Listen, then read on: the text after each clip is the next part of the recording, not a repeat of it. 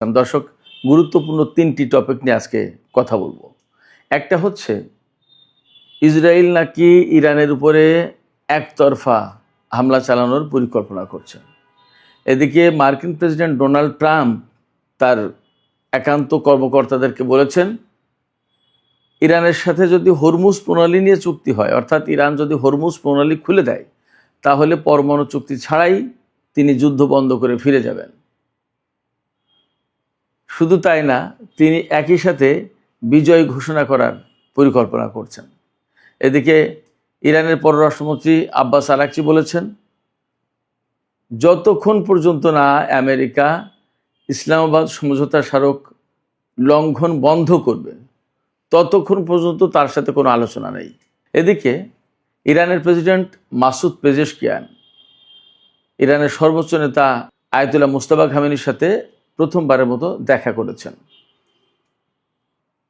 সুপ্রিয় দর্শক, এই বিষয়গুলো নিয়েই এখনকার আলোচনায় বিস্তারিত কথা বলবো। আশা করি আলোচনাটি ভালো লাগবে এবং আপনারা শেষ পর্যন্ত সঙ্গে থাকবেন। আলোচনাটা যদি ভালো লাগে তাহলে লাইক, কমেন্ট, শেয়ার করবেন এবং চ্যানেলটি সাবস্ক্রাইব করে প্লিজ সাথেই থাকবেন। দর্শক, চলুন বিস্তারিত আলোচনা করি। প্রথম যে বিষয়টি আমি উল্লেখ করেছিলাম সেটি হচ্ছে ইসরায়েল নাকি ইরানের উপরে একতরফা হামলা চালানোর চিন্তা করছে। এই আলোচনায় ঢোকার আগে আমি আপনাদেরকে একটু বলে রাখি, সেপ্টেম্বরেই কিন্তু ইসরায়েলে নির্বাচন।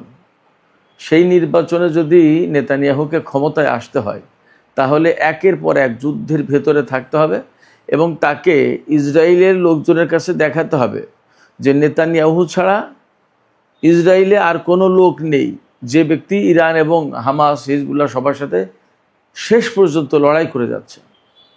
এই বিষয়টা ইসরায়েলের জনগণের সামনে তুলে ধরে ভোট ভিক্ষা করবেন এবং তিনি নির্বাচনী বৈতরণী পার হওয়ার চেষ্টা করবেন। তা দিয়ে তিনি আসলে পার হতে পারবেন কি পারবেন না সেটা পরের কথা, বাট তার ফিলসফিটা, তার মেন্টালিটিটা এইরকম। এবার আমরা মূল কথায় যাই। আমি এই কথা কেন বললাম এই কারণে যে যেখানে আমেরিকা ইরানের সাথে যুদ্ধে পারেনি, মোটামুটিভাবে পরিষ্কার তো, সেখানে নেতানিয়াহু বলছে যে তারা এককভাবে ইরানের উপর হামলা চালাবে, সেই পরিকল্পনা নাকি করছে। এটা কি সম্ভব? ইসরায়েলি গণমাধ্যম বলছে কথাটা।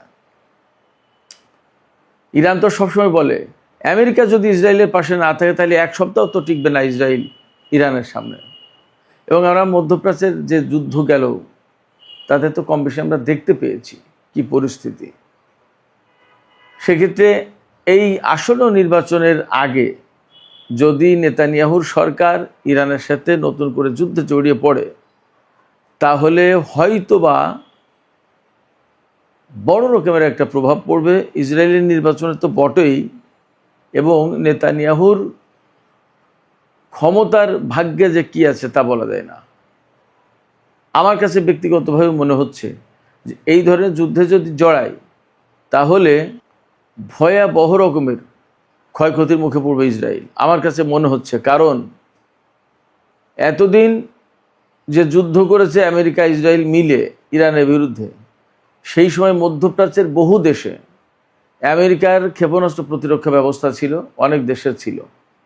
তারা এগুলোকে, ইরানের ক্ষেপণাস্ত্র, ড্রোন, এগুলোকে ধ্বংস করার চেষ্টা করেছে, ইন্টারসেপ্ট করার চেষ্টা করেছে।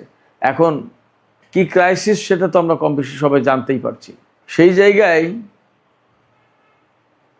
নেতানিয়াহু যদি ইরানের সাথে যুদ্ধে জড়িয়ে পড়ে, তাহলে পরিণতি সম্ভবত অনেক বেশি ভয়াবহ হতে পারে। আমার কাছে মনে হয় যে ইরান সেটাকে সুযোগ হিসেবেও গ্রহণ করতে পারে। দেখা যাক কি হয়, আদৌ তারা এই ধরনের হামলায় জড়ায় কিনা। এদিকে ইরান বলেছে, ইরানের পররাষ্ট্রমন্ত্রী সৈয়দ আব্বাস আরাকচি, গতকালকে থেকে তো শুরু হয়েছে ইরানের পক্ষ থেকে বিভিন্ন রকমের শর্ত দেয়া। অনেকগুলো শর্ত আমেরিকাকে দেওয়া হয়েছে যে এই শর্তগুলো পূরণ না করা পর্যন্ত হরমুজ প্রণালী খোলা হবে না। আজকে ইরানের পররাষ্ট্রমন্ত্রী আব্বাস আরাকচি বলেছেন যে যতক্ষণ পর্যন্ত আমেরিকা ইসলামাবাদ সমঝোতা স্মারক মেনে না চলবে, অর্থাৎ ওইগুলো লঙ্ঘন বন্ধ না করবে, ততক্ষণ পর্যন্ত আমেরিকার সাথে কোনো আলোচনা নেই। তার মানে ইরান যে খুব অ্যাডামেন্ট এবং আমেরিকার সাথে আর কোনো আলোচনায় এইভাবে বসতে চাইছে না, এটা পরিষ্কার। এবং ইরান যে কথা বলছে সেটা হচ্ছে এই যে ইসলামাবাদ সমঝোতা স্মারক সই হয়েছিল পাকিস্তান, তুরস্ক, কাতার সবার চেষ্টা প্রচেষ্টায়, এবং বেশ খানিকটা আলাপ আলোচনা দিন দরবারের পর, এই আলাপ আলোচনা দিন দরবারের পর যখন আমেরিকা সেই সমঝোতায় সই করলো, ইরান সই করলো, তার অল্প কয়েকদিনের ভেতরেই তারা সেই সমঝোতা লঙ্ঘন করলো, ইরানের উপর হামলা চালালো, আবার সেই নৌ অবরোধ আরোপ করলো, নিষেধাজ্ঞা আরোপ করলো, সম্পদ, বিদেশি সম্পদ ছাড় দিল না, কোনো কিছু করলো না, সমঝোতায় যা যা বলা ছিল তার কিছুই করলো না। ফলে এই যুদ্ধবিরতি একদম টোটালি ভেঙে গেল এবং সমঝোতা বাতিল হয়ে গেল। এখন যদি ইরানের সাথে আলোচনা করতে হয়, তাহলে ইরান সেই কথাই বলছে, তোমার সাথে আমার আলোচনা ছিল, আলোচনার ফলাফলও ছিল, তুমি ওই ফলাফলটা রিভাইভ করো, ওইটাকে পুনর্বহাল করো, তাহলে হয়ে যায়। অর্থাৎ ইসলামাবাদ সমঝোতা স্মারক পুনর্বহাল করো। ইসলামাবাদ সমঝোতা স্মারক পুনর্বহাল করলে কী হবে?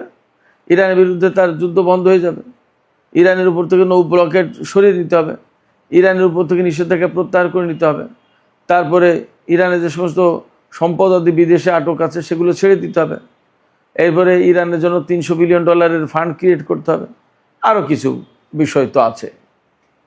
ফলে আব্বাস আরাগচি বেশ শক্ত জায়গায় অবস্থান নিয়েছে।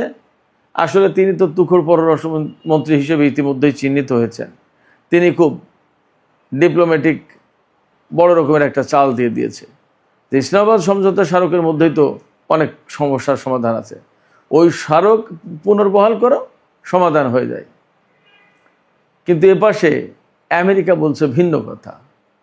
আমেরিকা কি বলছে সেই কথা আমি বলার আগে আমি ইরানের প্রেসিডেন্ট মাসুদ পেজেশকিয়ান এবং সর্বোচ্চ নেতার মধ্যে সাক্ষাতের যে ঘটনা ঘটেছে এই বিষয়টা একটু ছোট্ট করে আলোচনা করি।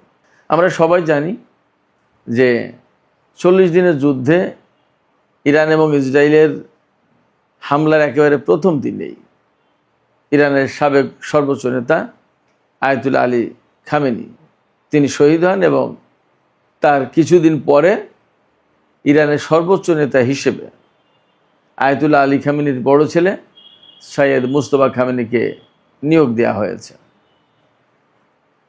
নিয়োগ দেওয়ার পরে এই পর্যন্ত তিনি কখনোই জনসমক্ষে আসেননি এবং রাষ্ট্রীয় কোনো সভা সমাবেশ বা কোনো কিছুতে তিনি অংশগ্রহণ করেননি। আজকে প্রথমবারের মতো ইরানের প্রেসিডেন্ট ডক্টর মাসুদ পেজেশকিয়ানের সাথে সর্বোচ্চ নেতার সাক্ষাৎ হয়েছে। মাসুদ পেজেশকিয়ান গিয়েছিলেন সর্বোচ্চ নেতার সাথে সাক্ষাৎ করতে। সেই সাক্ষাতে ইরানের বিভিন্ন বিষয় নিয়ে আলাপ হয়েছে। সাক্ষাৎ কেন তিনি আজকে করতে গেলেন সেটা এই কারণে যে ইরানের প্রেসিডেন্ট হিসেবে নির্বাচিত হয়েছিলেন মাসুদ পেজেশকিয়ান 2024 সালের জুলাই মাসে, এবং তিনি ক্ষমতায় বসেছিলেন জুলাই মাসেই। জুলাই মাস পার হলো, 2 বছর চলে গেল, তৃতীয় বছরে তার ক্ষমতার মেয়াদ শুরু হলো। সেই জায়গা থেকে